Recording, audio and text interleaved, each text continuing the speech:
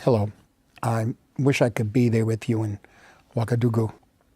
And I've always wanted to attend FESPACO, the spiritual home of African cinema. When FESPACO began, almost about 50 years ago, Ousmane Sembène's La Noire 2 opened in New York 3 years after its release in Senegal. And I remember that picture having an incredible impact on me. It was so haunting and so quietly ferocious. It wasn't like anything really that I'd ever seen. It was like a door had opened in the West. And it was the first time we could feel a truly African voice in the cinema. Sembène had spent 20 years in France when he was young, and when he returned to Dakar in 1960, he wanted to know his own world, his own culture, his own continent.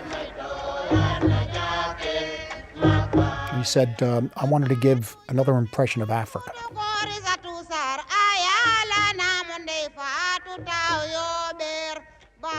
And by the mid-'70s, African cinema had really started to flourish. The films of Youssef Chahine, Chadi Abdel Salam, Medhondo, Djibril Diop Mambéty, Safi Faye, Idrissa Ouedraogo, Abderrahmane Sissoko, Mahamat Saleh Haroun, the great Souleymane Cissé, and many others have inspired filmmakers around the world.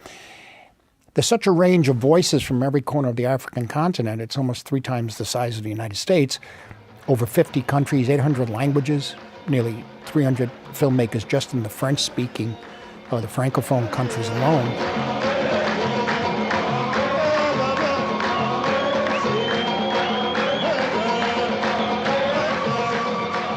I'm aware now more than ever that we know very little about African cinema, and that what we do know is still filtered through our own narrative and our own reference points.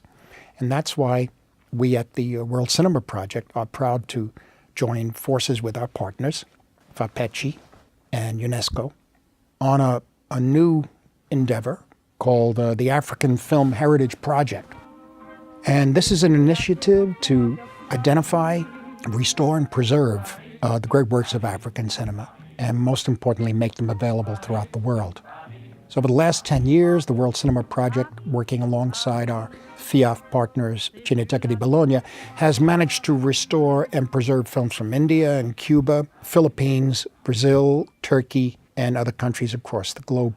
In the particular case of African cinema, restoration and preservation is really only half the battle. I mean, African films need to be seen by the audiences they were intended for, the African people.